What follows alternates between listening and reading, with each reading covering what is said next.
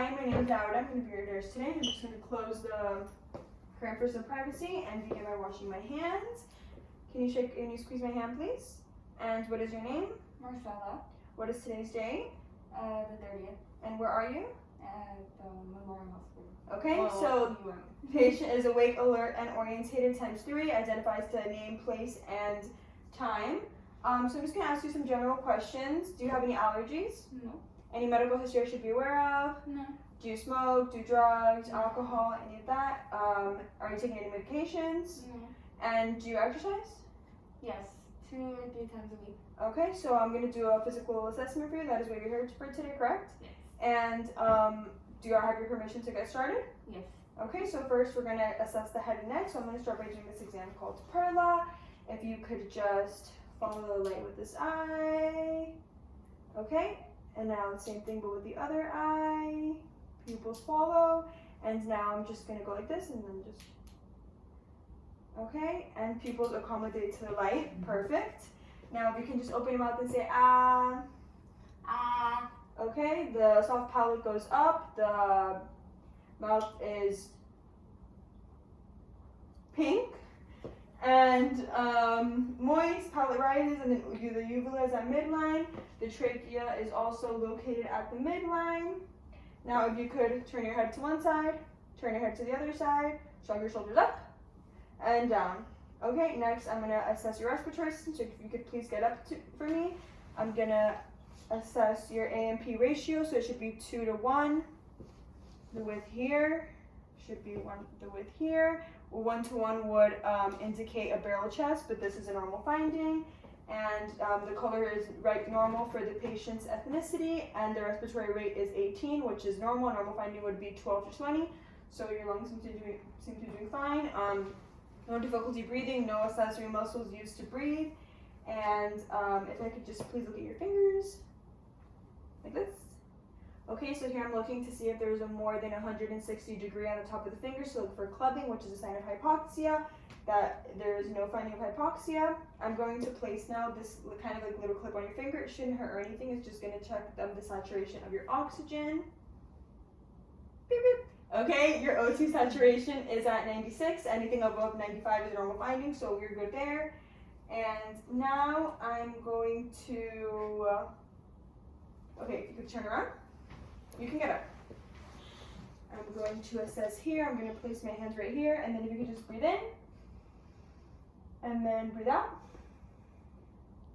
Okay, so there was, like the breathing in and out was symmetrical, so there was no contraction or obstruction. Everything kind of goes together at the same time, and now I'm going to percuss your lungs, and you're just going to feel some padding.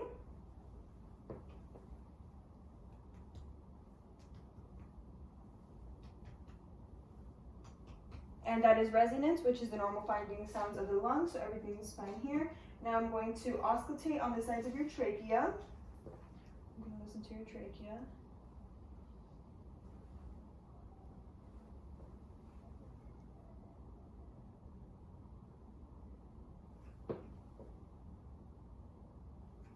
Okay, and then everything sounds good there. The expiration is higher than the inspiration, which is normal. Now, turn around.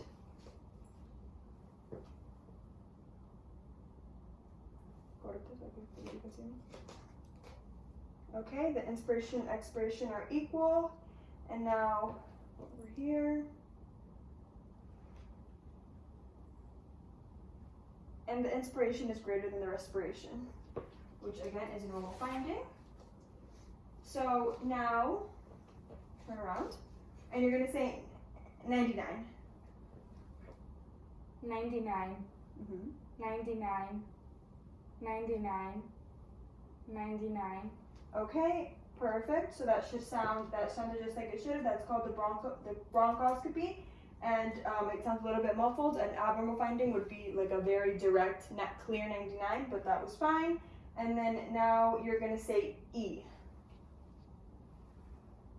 E. E.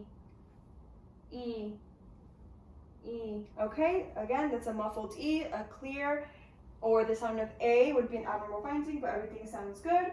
And now you're going to whisper 1, 2, 3. 1, 2, 3.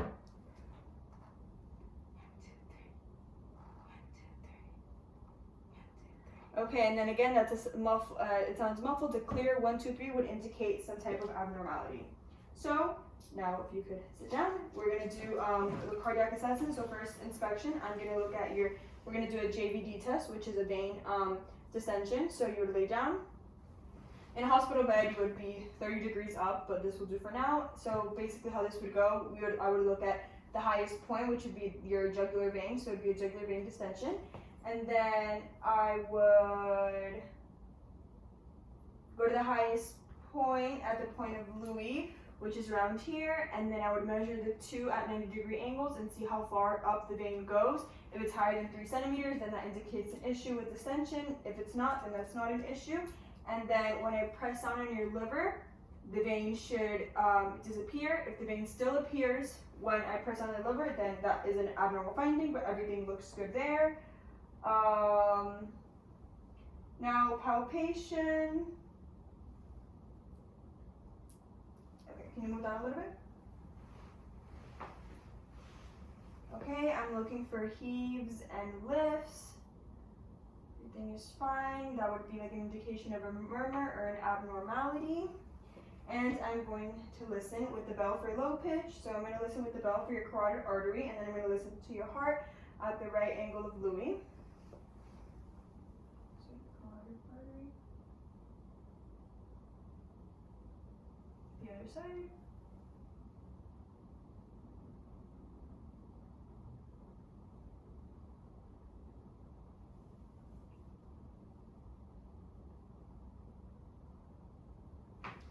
Okay, and now I'm going to listen to S2 at the base of the heart, and then cross the sternum and listen to the pulmonic S2, and then go down to S1, and then between the 5 and 6 intercostals, there will be S1 again.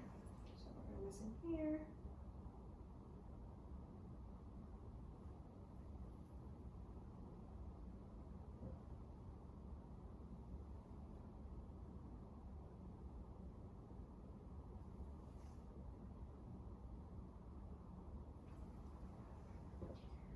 Okay, so S1 is the start of systole, and that's where you hear when the heart goes lub, dub, dub. The lub is the S1, and then the dub is the S2, which is the base of the heart, and then the S1 is the apex of the heart. So this is where we listen for any murmurs or ventricular gallas. S3 would be ventricular galla, and S4 would be a murmur, which could mean hypertension, cardiomyopathy, anything like that, which there were no findings. And then for the ventricular galla, that's also a pathological finding, something that would need to be reported, but there's nothing to report. And a murmur is a turbulent flow, so listening to a murmur, I would listen to the murmur. I would feel for the murmur, and then your pulse, and if they kind of go together, then that means a systolic murmur, and then if they're offbeat, that means it's a diastolic murmur, which would be an abnormal finding and definitely something to report to the physician. It would be a pathological finding, but there were none of that. Next, we are going to go to your abdomen. So I'm gonna lift this, and I'm gonna look at the shape, size, fat all around, no nothing protruding, no staphoid, no abnormal findings just by looking, and scaphoid, that's what it's called. And then I'm gonna ask it, auscultate, so I'm gonna divide this in 4. And I'm going to listen. I'm going to start here because this is where your ileocecal valve is, and I'm going to try to listen for vowel sound. So if there's too many, that's called hyperactive, and there's not at all, then that's absent. Those are both kind of abnormal findings. I'm going to start here, and I should be listening to kind of around or under 30 for a normal finding.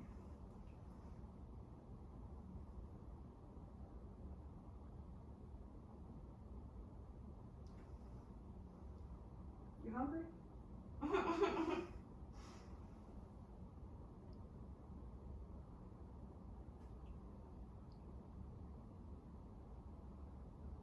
Okay, vowels were found in any quadrant, so that's great. If I weren't to find them right away, I would listen to up to 5 minutes for every vowel, for every corner, just to make sure that there was some sounds. And I'm going to palpate. Do you have any tenderness or pain? No. Okay, well if you didn't, I would leave that area for last. So I'm going to push in 1 to 3 centimeters. I'm going to feel for lumps, bumps, any organs, anything abnormal. And then if there's no pain, I'm going to feel further just to make sure. So fingers.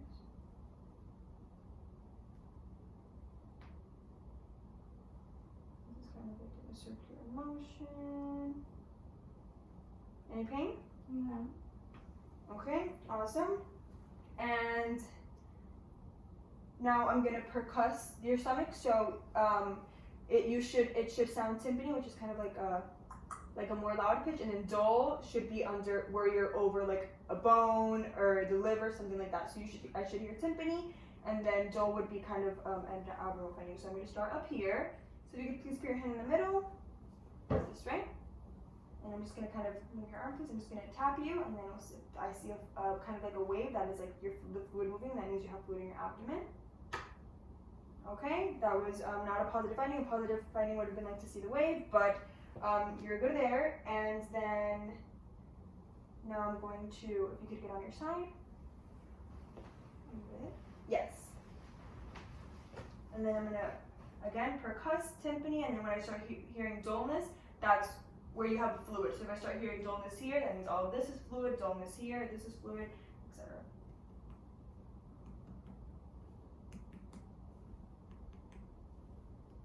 Okay, no fluid. You can lay back down. And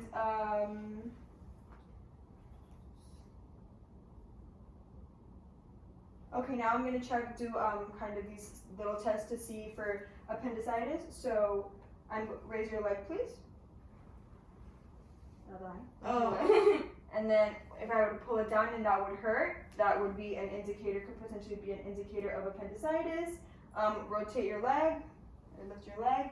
If this hurt, that could also be an indicator of appendicitis. Do you have any pain? No. And now, if you were to have pain, when I push, if you were to have pain here, for example, when I push, you would be fine. But if I lift and it hurts, that could also be an indicator. And then, those are those for appendicitis. Now, I'm going to check your upper extremities. If you could please sit down. I'm going to check your pulses. Your pulses should be +2. I should be able to feel them, but they shouldn't be like bulging, radiating, but they also shouldn't be absent. So I'm going to check your carotid artery.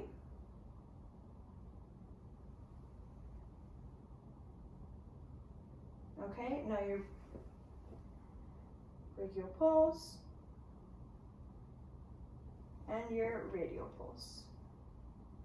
Okay, the color looks fine. I don't see any bruises. I don't see any open lesions. Capillary refill. So when I press down on your finger, it kind of gets pale, but then when I let go, the color should come back within like 2 seconds. If not, there could be issues with hypoxia.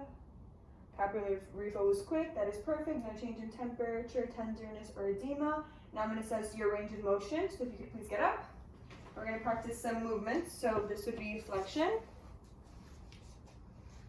And then extension is just normal, and hyperextension is moving back.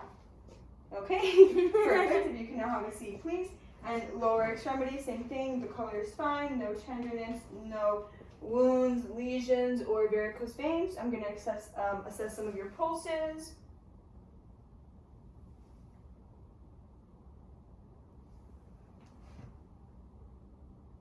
Okay, that is fine. Now if you could please get up. And we are going to do some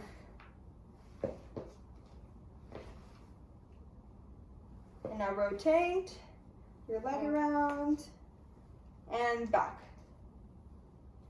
And that was the hyperextension. So the flexion, the rotation, the hyperextension, and then just extension on its own. Please sit down. So for urine, around how many times a day do you pee? 4. Okay, and the color? Is it light? Is it dark? It's light. Light? Okay, awesome. And now I'm just going to teach you really quick how to do a breast exam. So to do a breast exam, you would take your clothes off. You would look at yourself in the mirror. At first, you would kind of just be looking, maybe seeing if you see any lumps or anything different. You would kind of be bending over, see if you see any abnormalities. And then the next step is, obviously, like I said, with your clothes off, probably in a mirror would be helpful. You're going to feel for any lumps here or just around your breast. You would go down flat or just around in circles, anything different. You should do this very frequently, and then you would kind of notice if you feel any lumps or any abnormalities. Also under here and around on the sides of the axillas. And then if you report anything strange, of course, contact your health provider and maybe get that further examined. And that is the end of the assessment. Thank you so much. Thank you.